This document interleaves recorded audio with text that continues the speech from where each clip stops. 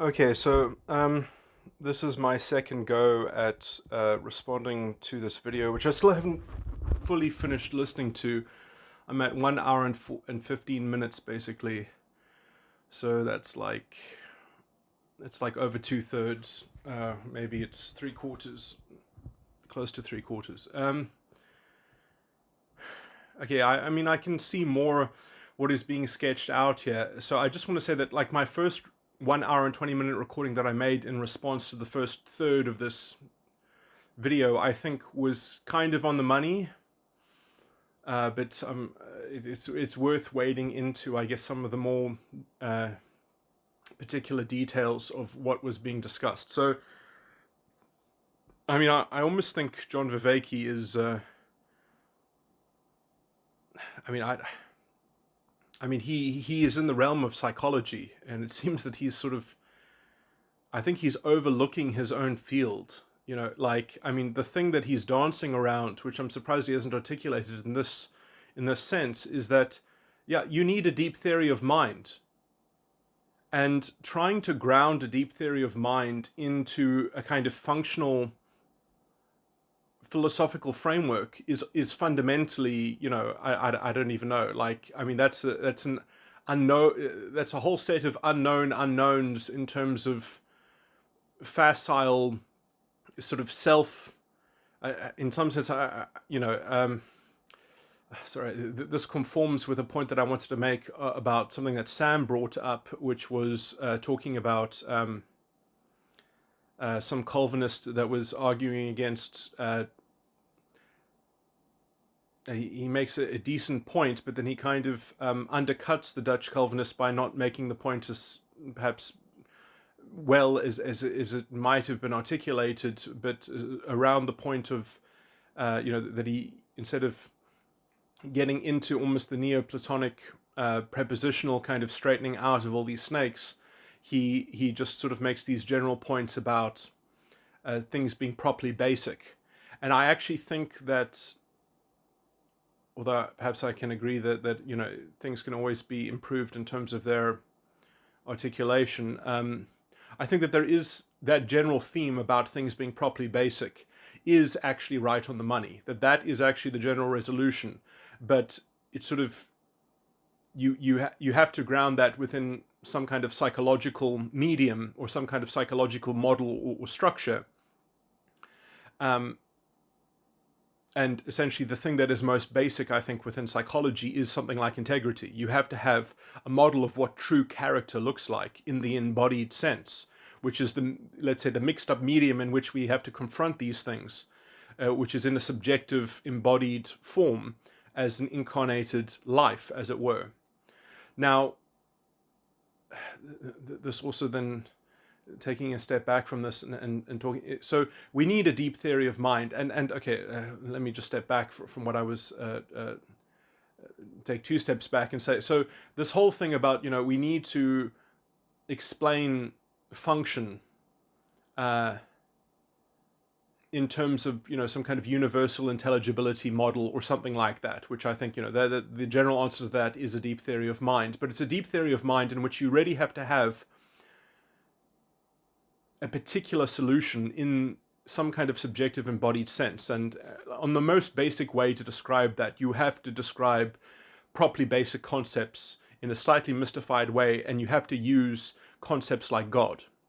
Without that sort of basic idea of a monotheistic God, of a kind of that conforms to supplying truth and all those, if you don't have a hope in that kind of vision, if you don't already see the value in that kind of presuppositional value that is worth endorsing and adopting and living through or channeling, being in the ambit thereof, being in the style, in the way thereof, in the way as in the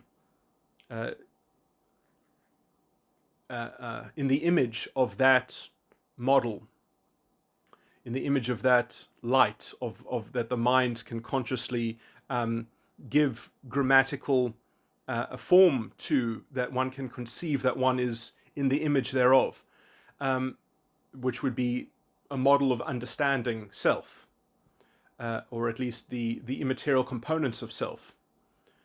which would essentially be made out of that light of the mind, the light of consciousness. Um,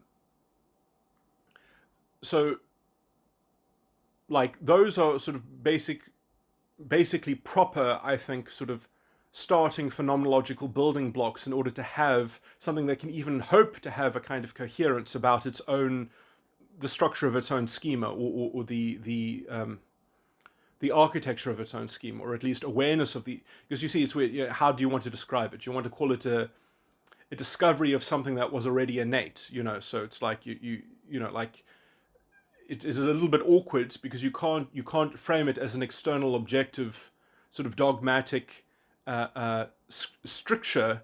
It is something that can only be personally grasped, as it were. It's always at hand in the individual. But okay, anyway, so um, so I'm just trying to illustrate something by going through that little discourse. But so we want. Okay, so the problem that this whole discussion is about is that, well, we need to have some kind of explanation as to, you know, success or functionality.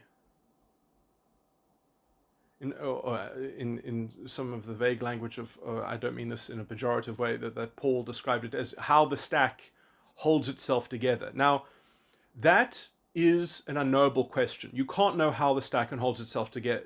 The answer to the question is the Holy Ghost. That's what the Christian answer to that question is. The Holy Ghost holds the stack together.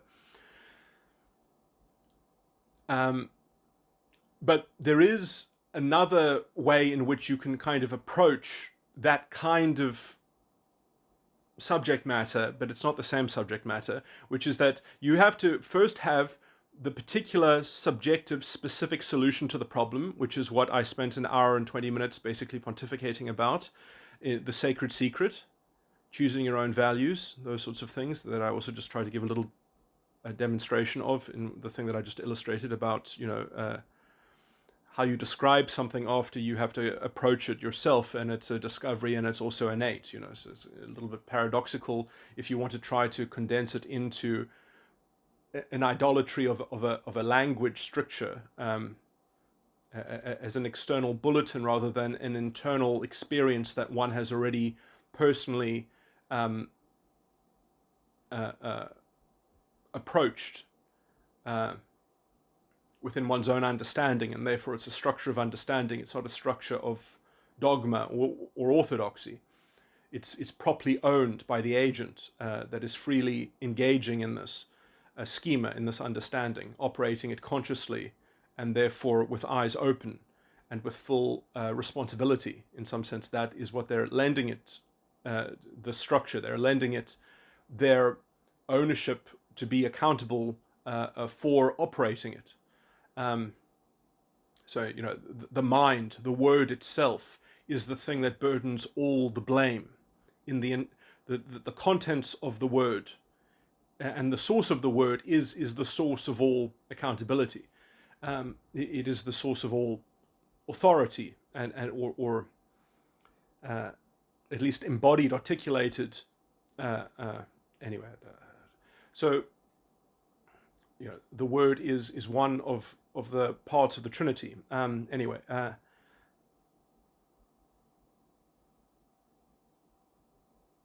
now obviously the word also has then, well, how does it deal in a culture of other people who are also embodiments of this, who are also co-creators, as it were? You know, it gets doctrinally a bit thick. Anyway, I just wanted to mention that. I don't want to go down that rabbit hole. But so this issue of functionality, then, what can be done about it if we have a specific subjective, let's say, solution to the problem, or solution to the question about how one has a coherent integrity within one's own psychological schema, that one actually has a cogent understanding that can deal with things. Then how do we go further and try to describe functionality so that we can maybe neaten up our descriptions of things, our communication, you know, like so that we can be less semantically confused when we collaborate with other co-creators, perhaps, Maybe that would be the ideal, but I mean, that is by no means actually necessarily implied by the kinds of, well, we want to explain what functional success is with some kind of overarching model, some kind of mixture of how the upper and the lower register can be modeled together. Now, in my view, they can't be modeled together in any kind of objective or secular sense. They can only be modeled from the perspective of the particular answer, the particular subjective answer. So the phenomenological schema can essentially model dualism from from its own subjective point of view. But you're not going to be able to create an objective narrative that you can sort of compel other people to believe in. Like you can't say, oh, well, science conforms with this, therefore science also endorse. If you believe in science, you should believe in this model. So you can model dualism, but you can't model it from material substrate. You have to, or because there is no such thing as a material substrate. It's an immaterial substrate of reason, of values, which are essentially driven wholly by free will. And so you can talk about functionally modeling things with some reference to a deep theory of mind. But that model is going to be essentially a model of dualism that is going to it's not going to endorse materialism. In fact, it's going to essentially show that all materialistic models, or all models that are axiomatically tethered to those things, are some kind of reductio ad absurdum things that you can maybe get some work out of because you can use them as a means to an end. And this is why the Darwinistic model is so spiritually poisonous, and why it's so fundamentally insoluble, is because you are already replacing the actual contention of meta-ethics, or actually grounding your own ethics, or grounding your own integrity. You're displacing that with a worldly idolatry of some kind of efficacious utility, or some kind of material standard. And you're going to say, well, that is the definition of success. So you've got a kind of a quasi-moral quantity, quantifiable unit that supposedly has a material substrate, or that is representing some kind of material substrate. Whereas the way that now this, like, I'm not going to get into the nuances of why that's. I can't actually prove the negative of why that's insane. I have to wait for someone to try to make a positive argument, and then I'll explain why that positive argument is just on the face of it stupid. But essentially, there's no good reason to go with that external locus of control. It's just epistemic reliabilism. It's nonsense. And it can try to trip you up with being convoluted. Essentially, and then it essentially shifts the onus of proof and all those sorts of weird things. But how the dualism can kind of do something that is kind of answers this kind of, that is in the same realm of the same subject matter, is that if you break down every activity, or every behavior, or every purpose, or every intentionality into valences, into a modeled dualism within a deep theory of mind, which is located within essentially, some kind of universal grammar of intelligibility, which is what my model is of psychology. Although I haven't fully published my model of psychology, but the 17 dimensions of psychological reality, which all have these two threads running through them. And watching this recording was actually from John Vervaeke, Paul Van der Clay, and Sam, is certainly been useful and enriching for me. So, I mean, perhaps I shouldn't seem to be so hostile, perhaps, but I am hostile against the views and some of the themes that they're sort of bringing up, because I do think that they are problematic. Anyway, but they have fatal. Anyway. That's what I'm getting into, I guess, discussing here. But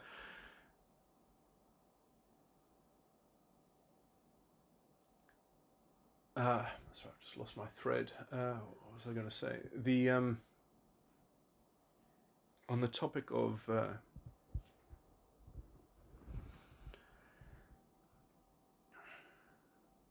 was I just talking about?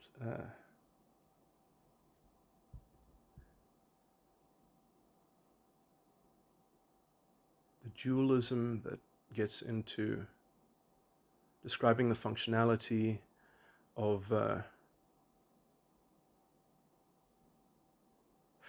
so basically the only thing that you can actually properly ground is essentially how functional people are at affecting their own purposes, and even that is mixed up within the actual structures of, or the complexities that dualism entails, even from the perspective that I think it has to proceed from, which is essentially from, you have to ground everything in a deep theory of mind. You have to essentially say that psychology is the queen of the sciences, and everything must come under psychology, essentially. And until that, and I mean, I've said this before, maybe I say this so often I don't even know what it means anymore, but, sort of the epistemology of philosophy is the ontology of psychology. And, because those things are inexorably bound,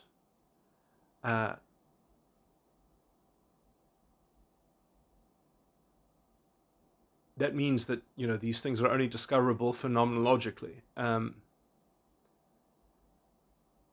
And how you ground even your own phenomenology is essentially, a little bit of transcendental magic. One might cynically describe it at some point. But you're allowed to indulge in that if you're responsible for all of the truthiness in all of your claims, because you're an epistemic responsibilist, where it's grounded in your agency. Sorry, epistemic agency. What's the phrase?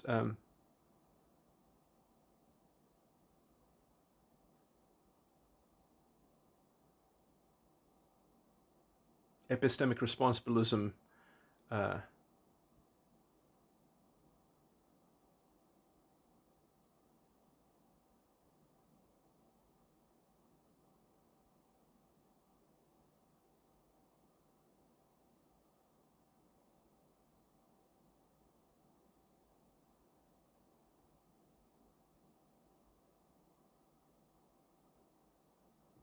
Anyway, so I've lost myself in those semantic labels, I guess. But so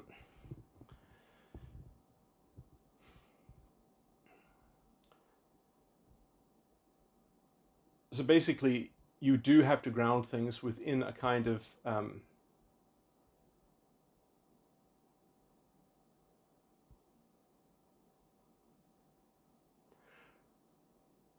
deep theory of mind account of mental grammar, of thought processes. And then, essentially you reduce functional problems into psychological I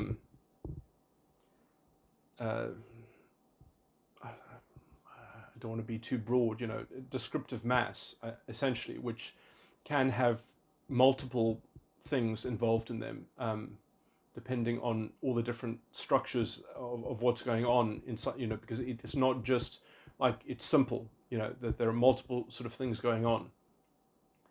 And that this also gives rise to patterns, and, sort of how those patterns manifest then can also ostensibly hold water to be used as essentially idolatries, that essentially you being involved in your own sort of self-deception then provides a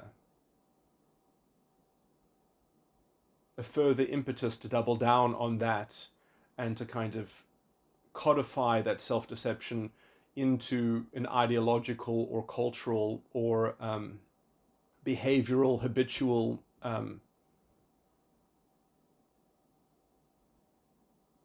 sort of meta pattern, which creates a kind of repetitive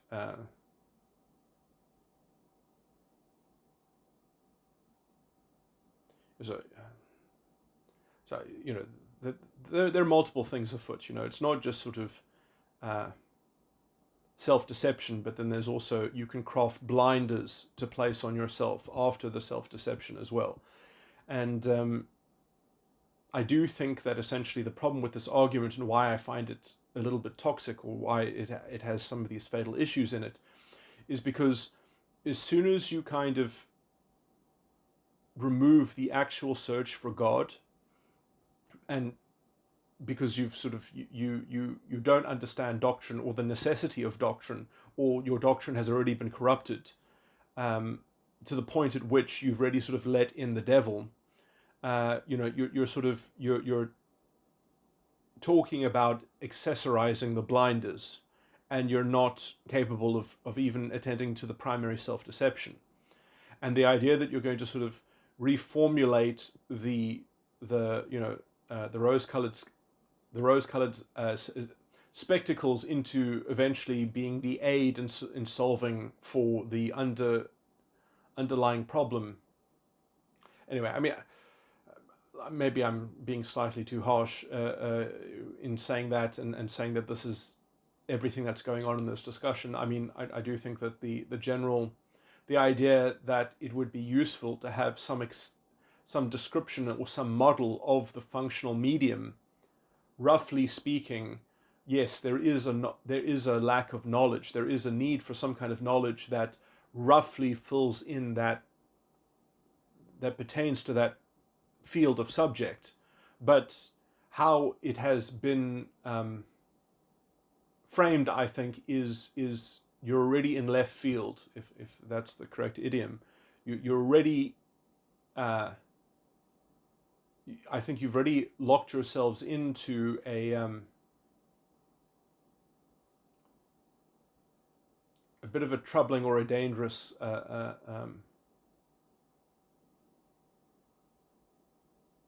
again, I do think that the answer that you give to science at the end of this is not that science becomes integrated. Science gets put in its place, as it were, and the integrity of agents, of human beings, as it were, and psychological integrity, and sort of the character. Because there's one thing to talk about the spirit of truth, but at some point that has to actually be actualized or embodied within the individual. The idea that you can just kind of grind this up and sprinkle it onto sociological structures or cultural practices or rituals, or I must say some of the words in this discussion I don't know how well I follow, because I don't know all the terms exactly, liturgy or all the different well, I mean, I think I followed well enough. If I didn't follow, I would have looked up a word, but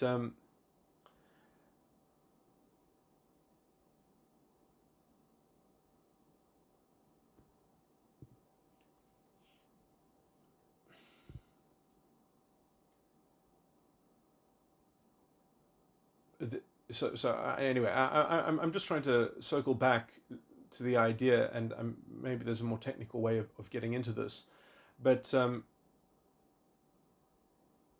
yeah, I mean, the idea that sort of prepositions comport to a kind of universal truth matrix, that you can plug yourself into that, or you can tether yourself into that kind of cloud, is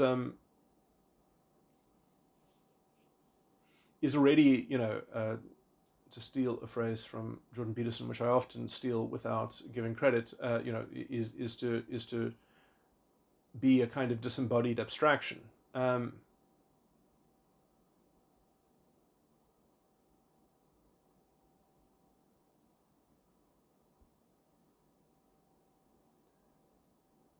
and is to kind of already, I would say, divorce yourself from your own perspectival belief structures, and not have those things sorted out and leave no stone unturned, and work out how to bring them into some kind of righteousness and truth. And I mean, and that's problematic, because you have to, at some point, you have to still that, but still be concerned with that gravely as you work out all the other parts of all the other moving parts in psychology. But because there are a lot of other things that are going wrong and things like that, and understanding specifically how that perhaps relates to, generally call it functional issues of how to map functionality and how to understand success and all those sorts of things. You see, that, you can't ground that without integrity and without essentially some kind of monotheistic God truth concept that carries real authority. If you lose sight of that, you don't even have the kind of developmental pedagogical impetus to work towards integration and understanding. You are looking for some kind of shortcut settlement. You're looking for some kind of abrogated, suboptimal approximation of something that in the participatory collaborative realm does the same function, or something like that. And that means it's if it's not actually driven by actual authenticity on the individual level, but also that the structures themselves aren't actually responsive to that, then you do, by definition, I think, you have a dishonest game that is being propounded. And as soon as you start playing with the idea that you're going to define sort of these pseudo-moral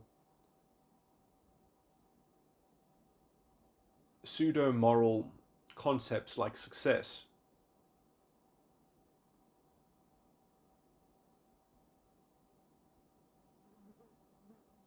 you've kind of already given up the compass of integrity with which that you're not going to aggregate you're not going to piece it together. You're not going to go on some discovery process that is going to amount to uncovering integrity. You already have to have it on a kind of simplistic or basic conception that then gets fully rendered, but in some sense, without choosing the right values to begin with, or at least having enough prime values, or at least a view of your own decision to endorse certain values, which then you give yourself the opportunity to relitigate, or to redecide, to novate that decision. I mean, that's the crux of epistemic agency.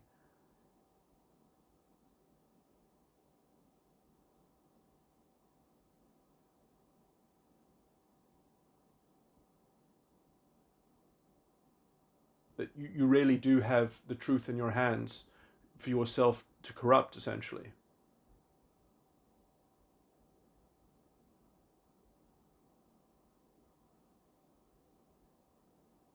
You really do have that latitude of freedom and liberty.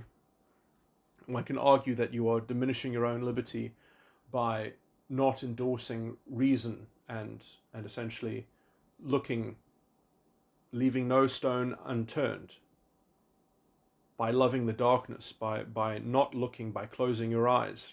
There's a love in a self-deception there.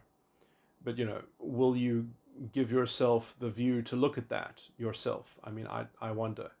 I mean, either way, it's not. People are in the state that they are in. It's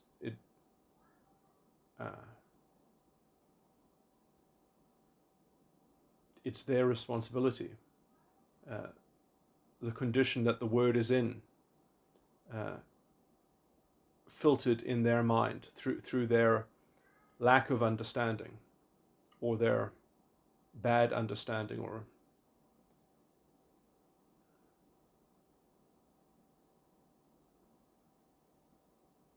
and their inability to search or have the humility to be sensitive to looking for, I mean, I guess, if you think that you have the understanding, then there's no impetus to hear something else.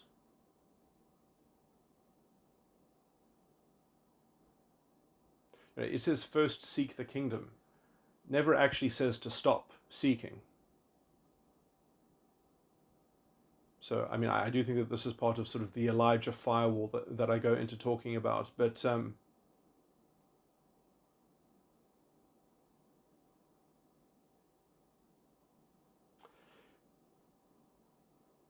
anyway, yeah, I guess that didn't come out as cogently as I had wanted it to. I mean, yeah, I just, the problem is how you're going to define functionality is really the biggest problem. How are you going to ground the question of what is functional? And I mean, I do think that sort of that is really, the devil is in that detail, because that is being fudged right from the start. And so you are already kind of giving yourself the latitude of holding the umbrella to function as the collective shield of some kind of collective fate. Well, we need to use these kinds of fudged conceptualizations because otherwise we'll never get anywhere. So we have to start with not knowing. We have to start with a negative integrity, and we're thinking that we're going to be able to aggregate towards it, but not so.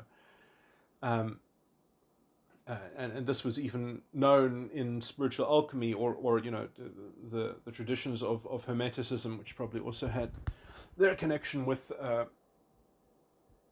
Platonism. So yeah, I mean, I do think that at the end of the day, you have to have a specific, particular solution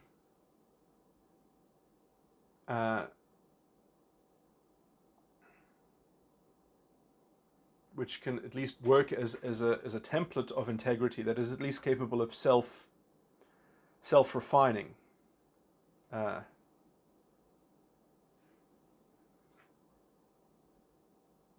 Dying and being reborn. And then there is the work towards the full understanding.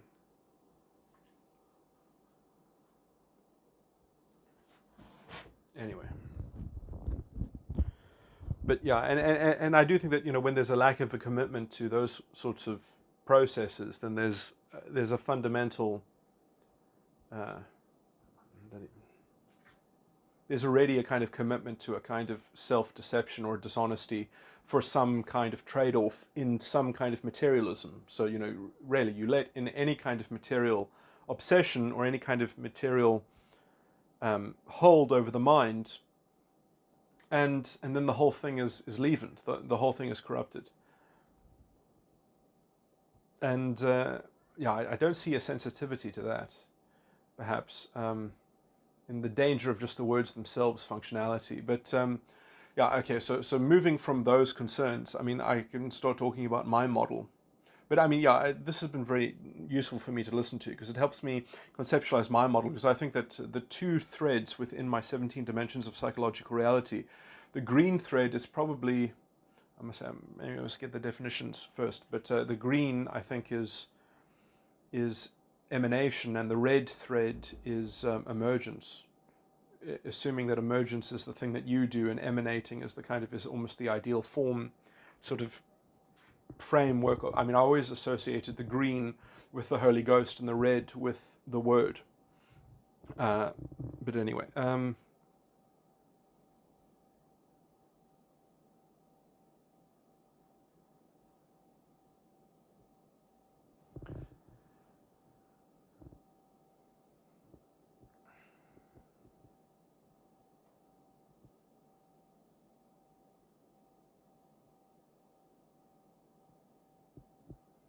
and I guess the interesting thing is that sort of the green thread then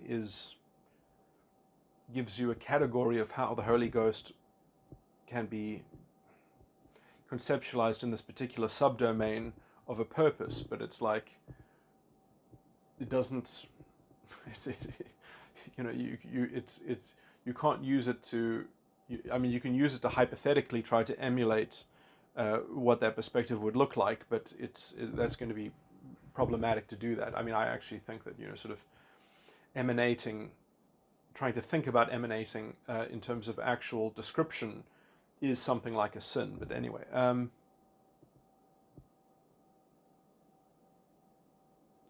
me not get into that complicated topic now. Some further ideas have occurred to me, so I just want to sort of continue on from where I left off to illustrate some of these ancillary points. It seems to me that I'm roughly going to sketch what I think is the similarity between, the dogmatic so-called Christians and, sort of what I usually refer to as cerebral histrionics, sort of atheist or agnostic sort of people who use a kind of hard skepticism baked into their worldview to solidify their, a kind of corralling people towards a sort of a common excuse that people can huddle together around and forge, let's say, a knowingly untenable doctrine, sort of to come up with a collective forgery to supplement for the lack of sort of metaphysical integrity which can't be found. And so this is sort of the best substitute, or this is sort of the best runner-up that human beings can possibly invent, and then they create a kind of cult around that. And I think the similarity between that and many so-called Christians who self-identify as such, that end up sort of using a kind of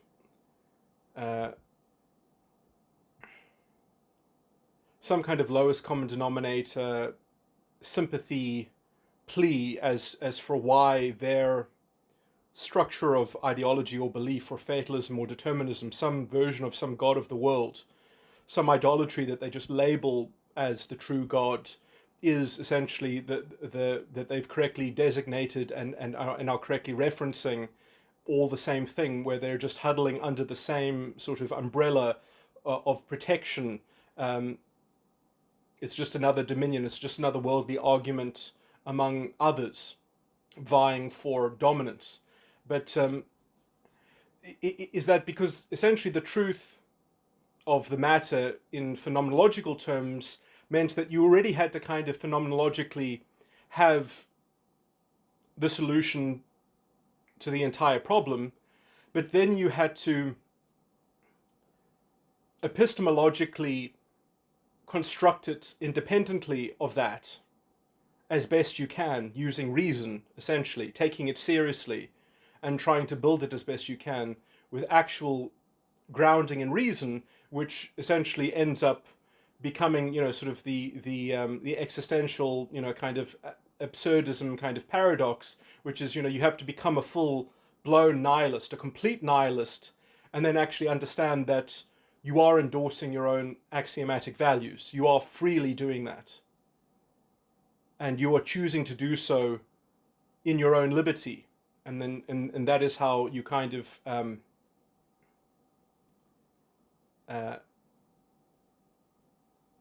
freely overcome the otherwise nihilistic paradox that the incomplete nihilists are languishing in.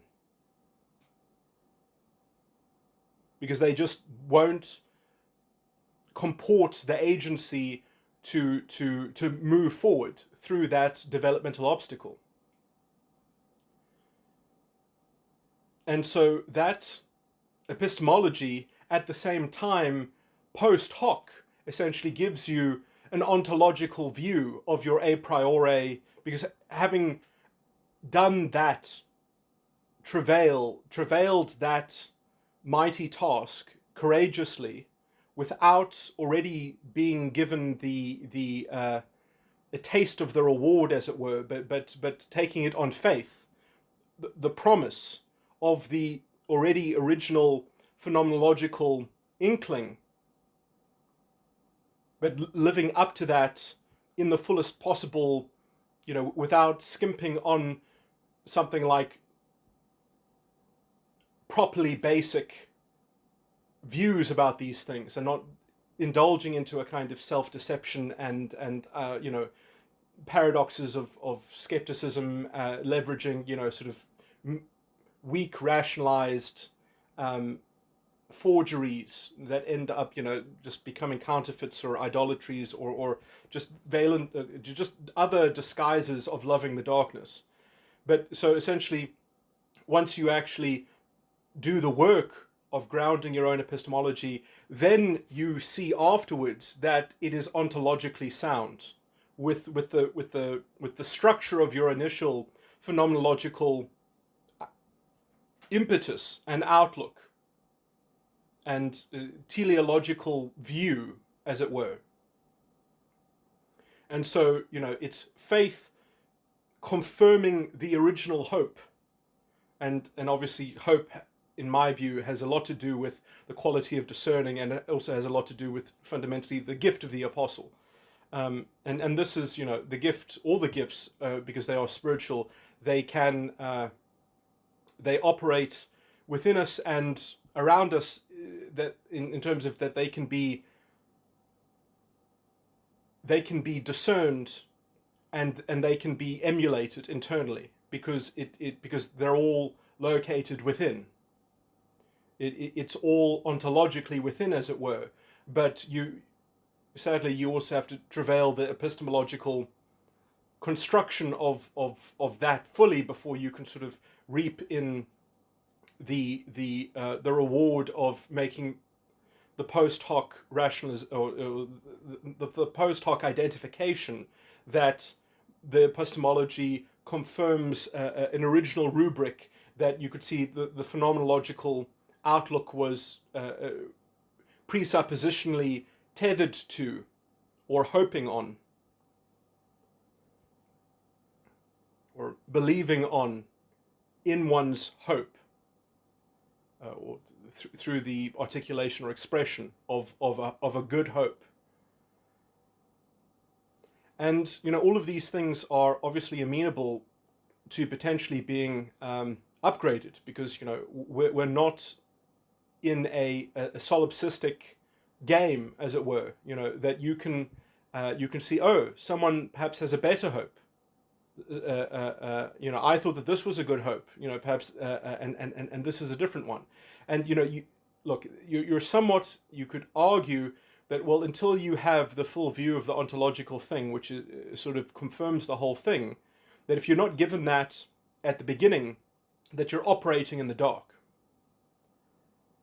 Now, this is a problematic framing of the issue, because in some sense then you already are ostensibly looking at yourself through the Holy Ghost, through the God's eye picture, and in some sense you're also fragmenting life into identifying with the flesh and not with the spirit, and not saying that you are responsible for your understanding. You are your state of understanding. That is spiritually what you are. And obviously I've just expressed it in words. You could say, well, that's a semantic construction, and you've got a whole context and you've got a whole thing attached to that. And well, I'm saying the thing that is fundamentally that's all founded on is the spirit itself. It is the structure which has this dynamic functional dimensionality, and this whole rubric, which can perhaps be pedagogically elucidated, and it can be, let's say, suggested at or gestured at or pointed to,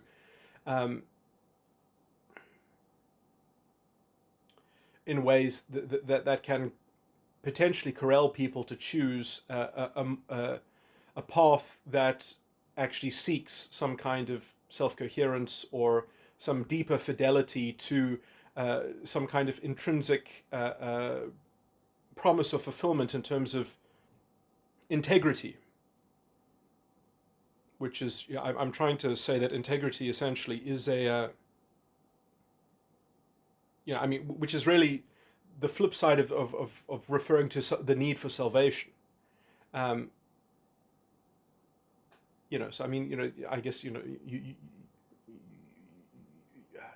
can say that, the idea that you don't have this ontological map to begin with handed to you is, I mean, that could be translated into you live in a fallen world. You are engaged in the unconscious, and your spirit engaged in the spiritual menagerie of the unconscious, of this participatory domain in which interpretation can run amok, and your own self-conception of yourself. I mean, yeah, I guess there is something to be done about functionality in terms of trying to model a universal grammar of intelligibility. But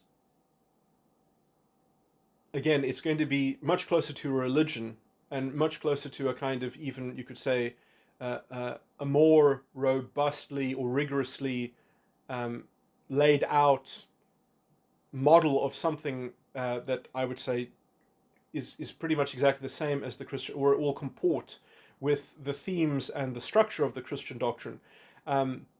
It'll just be talking about the minutiae of sin, essentially. It will be a science of sin, a science of self-delusion, a science of psychological psychopathology. And,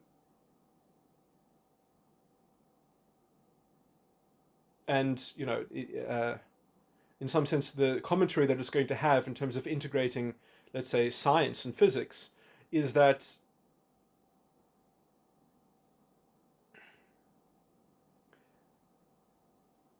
it's going to put firewalls up against those things so that they're properly contextualized, so that they don't become essentially ideological mind viruses.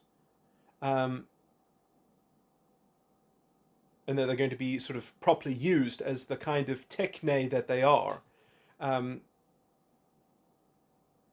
Which, I mean, I've already given perhaps a slight diagnosis of how too much of trying to ground things in materialism is essentially is fundamentally a kind of corruption, and a kind of a form of insanity, a form of trying to use an ungrounded, fundamentally nebulous and insoluble conceptualization, which ends up having to give way too much credence to a latitude which doesn't properly understand, the upper, the proper distinguishing between the upper and the lower register, as Paul might phrase it. Although perhaps I shouldn't try to steal too many of his semantics, because there might be elements in there that I didn't pay close enough attention to. Because as I've already tried to state, there, in some sense, there is no lower register. There's the upper register, the spiritual, and then there is dualism, essentially. And that's dualism understood from the upper. There is no lower. There is no lower substrate. It's just chaos or insanity, essentially. And the thing holding that all together is essentially the understanding that there is something valid and legitimate called forbidden knowledge. And the reason why it's forbidden is because you could hypothetically, conceptually create a structure that contemplates issues from that perspective, but then you've literally created a thought experiment in which agency itself is collectivized into a solipsism. It's a kind of it's a narcissistic idolatry or something like that. It's a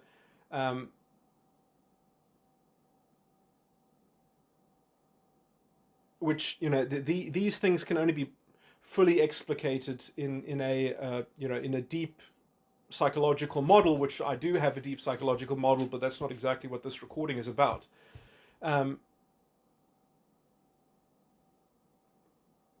and I'd have to talk about the basic structures of my model, which I've tried to do on my YouTube channel slightly, but I also need to start presenting the 17 dimensions, because that is really sort of the basic alphabet of it all, but also then talk about the actual structures of the mind, and how they intersect with the psychological dimensions, because it's the structures of the mind which are peculiar, essentially, and those peculiar structures then is what creates this confusion of the idea that there is something like a substrate of a lower register, when there is actually no such thing. That's just part of a self-delusion, which is in some sense coming from the upper register badly integrated with the dualism, with a proper understanding of dualism, if I can put it like that. And that you end up creating, I mean, I can metaphorically call them dragons, essentially, because you end up creating almost, well, what I mean by dragons, I refer to them in my psychological work as master formulas, and essentially master alchemical formulas, because the elements that make up these habits, or these patterns of circuitry, are not, they don't actually have solid meanings. But they don't have exactly infinite meanings either. They have a particular particular ambiguity of stylistic cognitive inflection.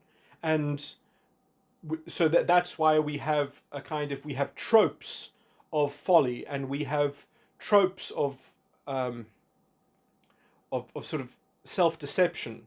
And it's problematic because these tropes themselves sort of defy any kind of rational categorization. They are could be something that I can actually model, because my model is essentially a kind of a model of universal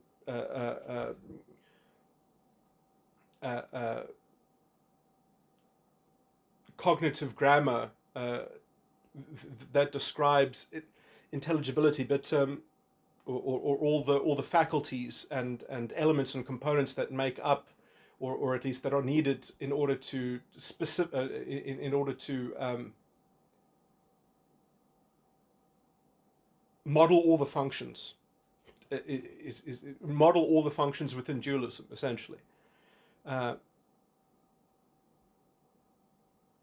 so that essentially there's enough content, there is enough mass, that the doctrine then can be exculpate. I've forgotten how to pronounce the word.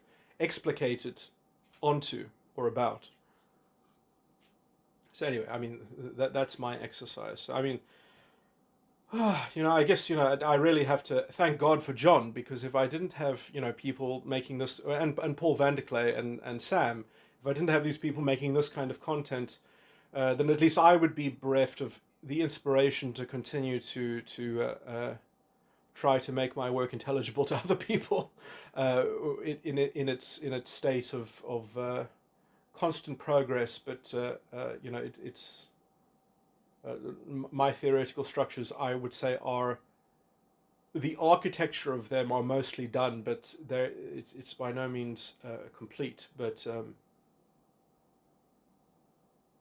I would say almost conceptually, the form of it is decipherable, which is very exciting, I guess. But I've have this is terrible to get into the self-pitying kind of diatribe now, but I have run into problems of motivation because of essentially a long personal sorrows, self-pitying story with my own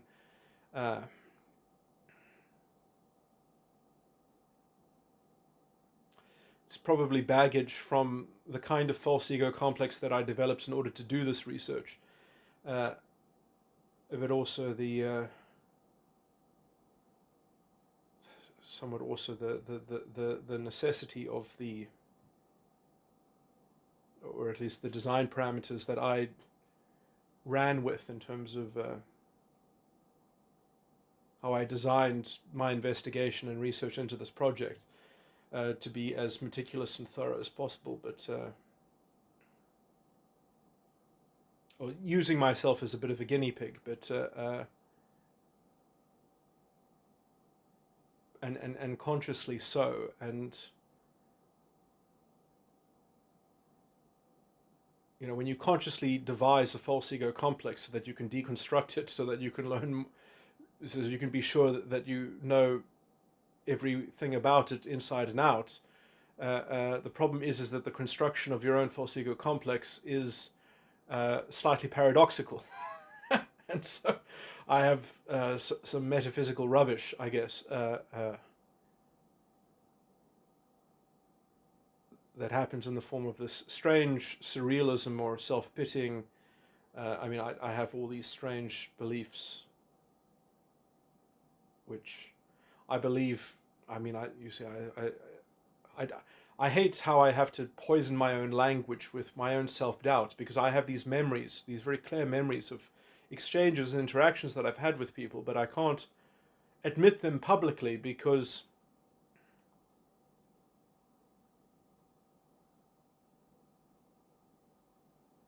well, there's technically nothing stopping me, but I mean, but I'm the only one. I'm the only one saying it. I'm the only one.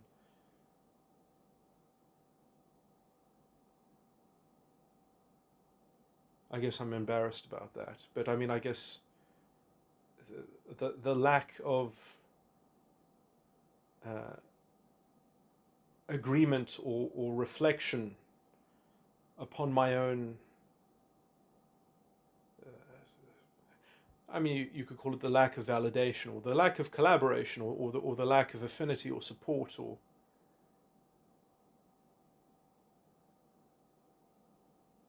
you know, I guess I shouldn't try to make such a stark claim to sound ungrateful, but you know, sort of just not being able to have recourse to my own personal life in a way in which that I can't talk about it, or I can't reference it, or I can't, or I have to no, or I do reference it. I do end up referencing it, but I end up referencing it in this horribly muddled and schizophrenic kind of way that you know it's ugly, as it were.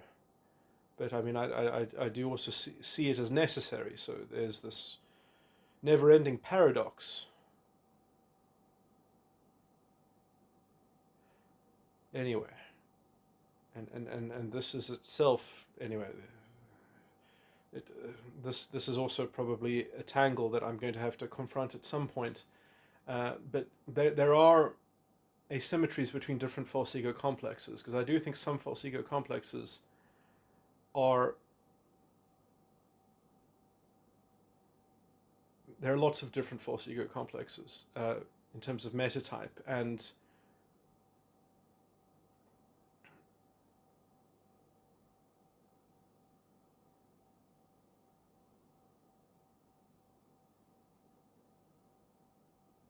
there are peculiar dynamics involved. Which probably has to do with multiple asymmetries. There's going to be too much to try to speculate or try to create a grand synthesis as to an explanation, but there are, what I was alluding to is that there are some false ego complexes which are fundamentally entrenched in the dualism fundamentally, so that they can't just be uh,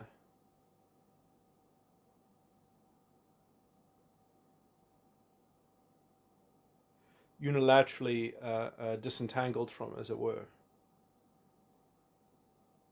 Anyway.